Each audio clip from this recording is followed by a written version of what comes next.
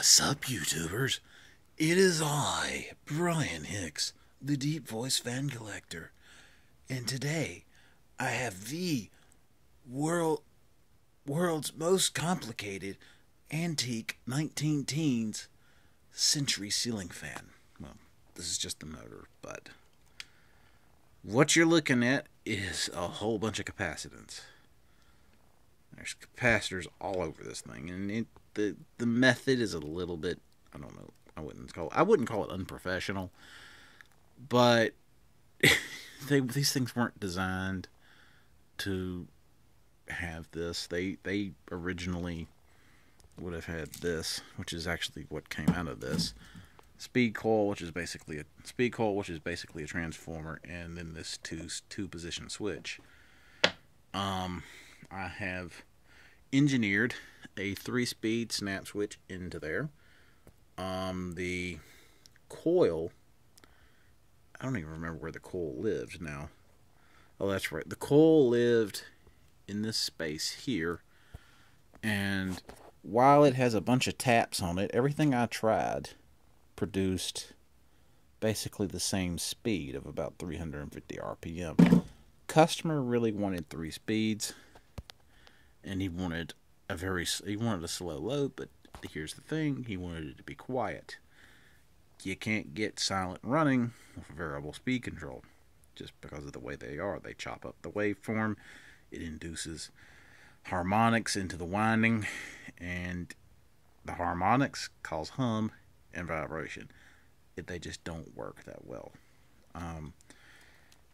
Like I said, it looks a little rough, but and when I say rough, I just mean, you know, a purist would be like, you didn't use cloth covered wire, you didn't do this, you didn't do that. I'm here to tell you that cloth covered wire might have lasted all these years, but it doesn't meet code. This THHN wire that is on here now meets current codes. Now, I have pigtailed from here and soldered the new wire, and the only reason I'm even using the cotton insulation is really just for show, and I am actually considering shortening that by about an inch. But anyway, I am about to hang it, and gonna go ahead and do its final little run in, because I've tested the capacitors thus far, the speeds that we wanted. I've tested it, I've actually ran the fan with said capacitors, but I haven't actually had them installed. All I was doing was just putting them in series. And this is how the switch operates. I don't have a knob just yet. And you got the little rod there. Anyway, I'm going to go ahead and put the fan together and hang it, and I'll be back with you in a little. Okay, so this is just temporary because I'm actually going to take it right back down. But we're going to start it off on low.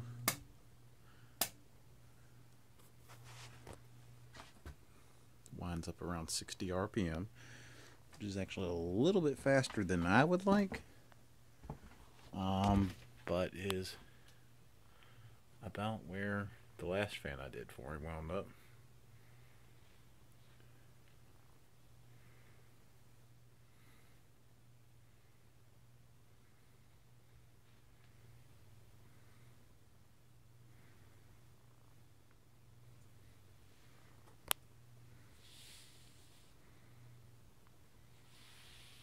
Got a little bit of a wobble. I am going to balance the blades by weight. Haven't done that yet. That's going to be the last thing I do. And that's where low winds up.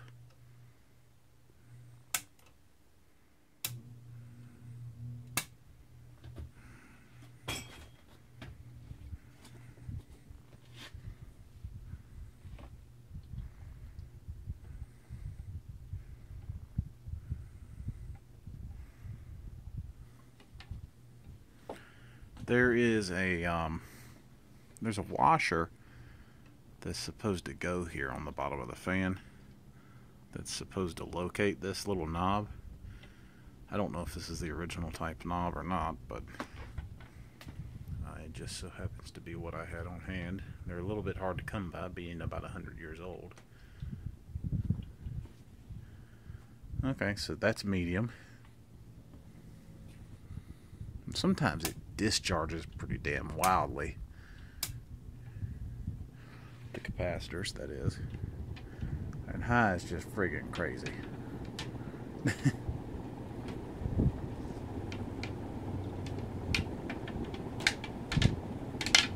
I'm actually kind of worried about that right there, so let me turn this thing down, because it's actually the first time that I have fired it up.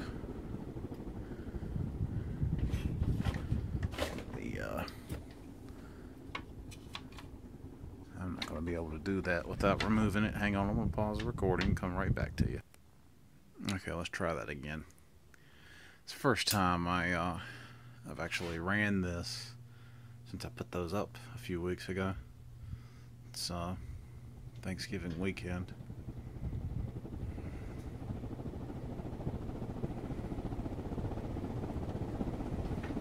I mean, this thing just rips. It's crazy.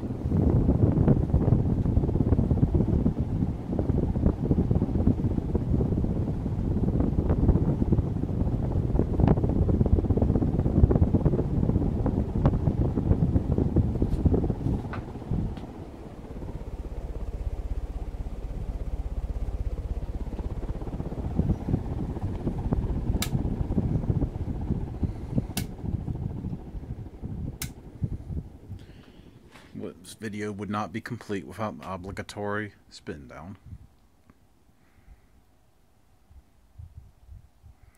So I'm going to do that. A little bit of information about these ceiling fans.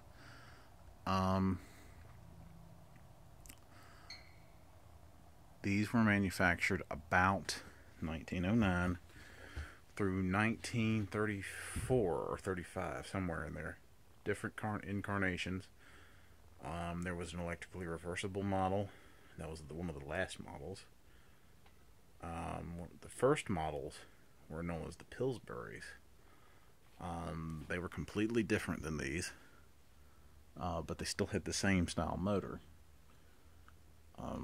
If you go on vintagefans.com, you will find pictures of the Pillsbury model as well as this model and some of the other models that they made. Being a Century ceiling fan, if you know your fan history, you may know that Hunter bought Century out in the mid-1930s. So if you find a late 30s Century fan, your chances of actually finding it co-labeled as Hunter Century are pretty high. And some of these, as I understand, actually wound up being labeled Hunter Century.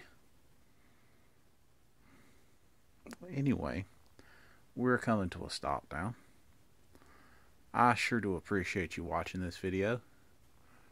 Continue watching my channel for lots and lots of cool stuff. As I get time, I will continue to upload new stuff. Happy Thanksgiving, everyone.